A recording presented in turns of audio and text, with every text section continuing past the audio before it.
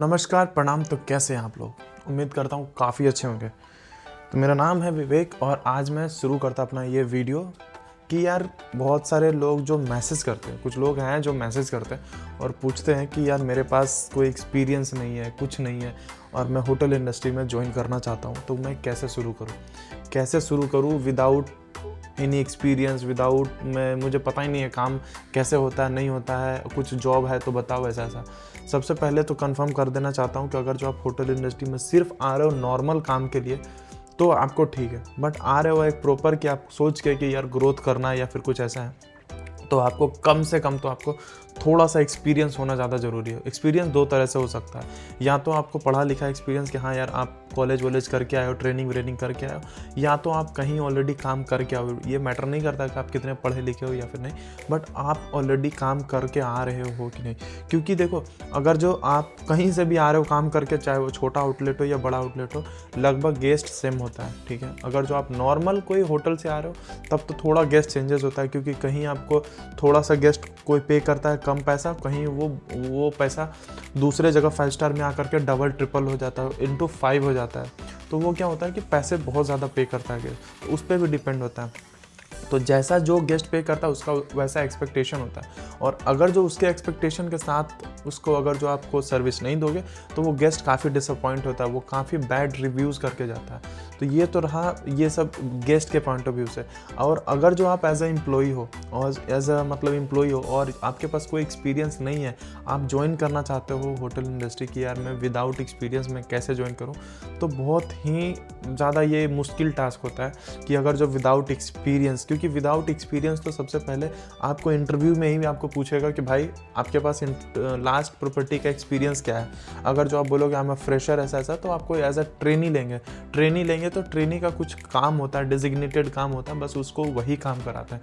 जैसे हमारे अभी आउटलेट में क्या है कि अगर जो कोई ट्रेनी आता है हमारे पास, तो हम उससे बेसिक काम करवाते हैं। बेसिक काम में क्या क्या होता है वो मैं बताता हूँ। अगर जो कोई ट्रेनी आता है हमारे पास, तो उसको ऐसा नहीं है, अभी इंडिया हो या फिर यहाँ हो, ट्रेनी से ऐसा होता है ट्रेनी वाला ही काम कराया जाता है। ये नहीं कि आपको डायरेक्ट सिस्टम पे बिठा दिया जाएगा या फिर कहेगा कि हाँ थोड़ा सा आपको गेस्ट इंट्रैक्शन में भी टाइम लगेगा, गेस्ट के साथ में जाने में भी टाइम लगेगा, बट ऐसा चीज़ें होता है। तो आप जब भी एज अ ट्रेनी आओगे तो आपको बेसिक चीज़ें सिखाना पड़ेगा, मतलब प्लेटें क्या होती है, ठीक है, what is the difference between crockery, cutlery, ठीक है, अलग अलग कटलरी का डिज़ाइन कैसा कैसा होता है, कोई होता है स्टेक नाइफ होता है, कोई फोक होता है, कोई स्पून होता है, तो उसमें बहुत सारा डिफरेंट कटलरी होता है। लोग कहते हैं ना, साला गेस्ट नॉर्मल ऑर्डर करता है भाई, उसके लिए इतना सारा कटलरी हम लोग क्यों देते हैं?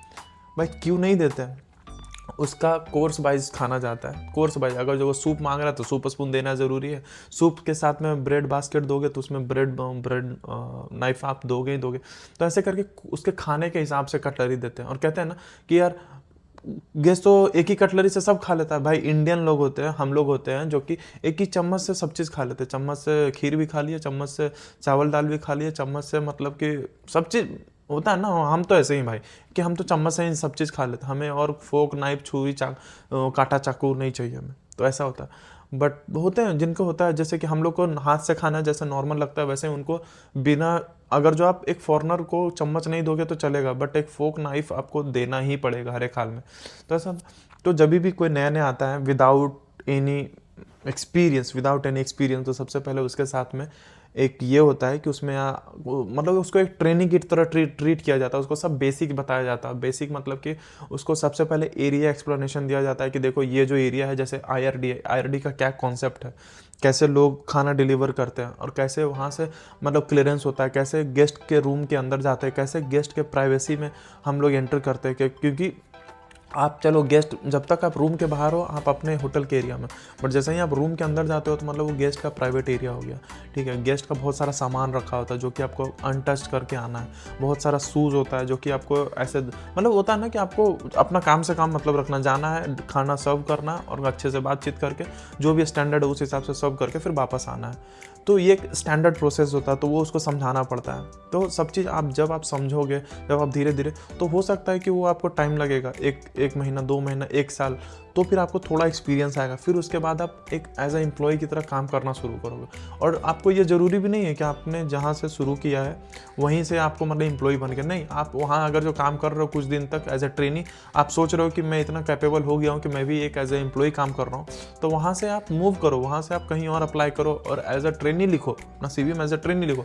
But when you start giving your interview, in that time you will explain your self कि हाँ, I did this thing, this thing, this thing, I want to make my self as a employ, so that's why I just change my company. तो जब भी आप ये चीज़ mention करोगे तब उस टाइम में लोगों को लगेगा, जो भी आप हायरिंग कर रहा है आपको, कि हाँ ये फ्रेशर नहीं है, ये ऑलरेडी एक्सपीरियंस है। तो मैं तो यही कहूँगा कि होटल इंडस्ट्री में अगर जो कोई भी आता है तो उसको एम्प्लॉय के लिए एक एक्सपीरियंस ज़्यादा ज़रूरी होता है, क्योंकि एक्सपीरियंस रहेगा तभी आप ज़्यादा कंफर्टेबल गेस्ट से हो पाओगे। आपको एक्सपीरियंस नहीं रहेगा, आप बहुत ज़्यादा नर्वस करोगे, आप बहुत ज़्यादा कंफ्यूज होगे गेस्ट के सामने, और आपको बहुत सारा हैंडलिंग टेक्निक नहीं आएगा। ठीक, आप उस टाइम में गौर करोगे कि कोई बंदा लोग एकदम बूम बूम बूम बात करता है और आप नर्वस हो रहे हो, क्योंकि उसका वो हैंडलिंग टेक्निक आपको नहीं पता। तो यही सब है।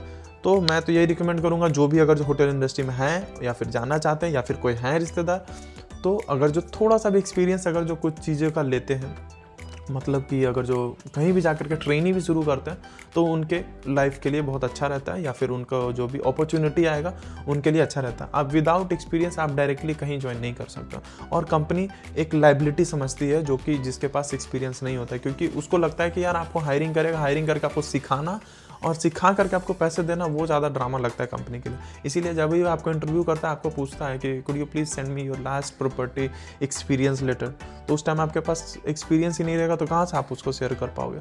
तो ये सब तरह हॉस्पिटैलिटी इंडस्ट्री के बारे में कुछ बातें, कुछ डिस्कशन। अगर जो आपको थोड़ा सा और जानना है या फिर और भी बातें जानना है होटल इंडस्ट्री के बारे में, तो प्लीज़ सब्सक्राइब करो, ताकि मैं और से और ज़्यादा आपके लिए वीडियो बना सकूं और ज़्यादा इंटरेस्टिंग स्टोरी कुछ ला सकूं। तब तक के लिए मिलते हैं अगले ब्लॉग में। अपना ध्यान रखें, मस्त रहे, स्वस्थ रहे, ज़बरदस्त रहे।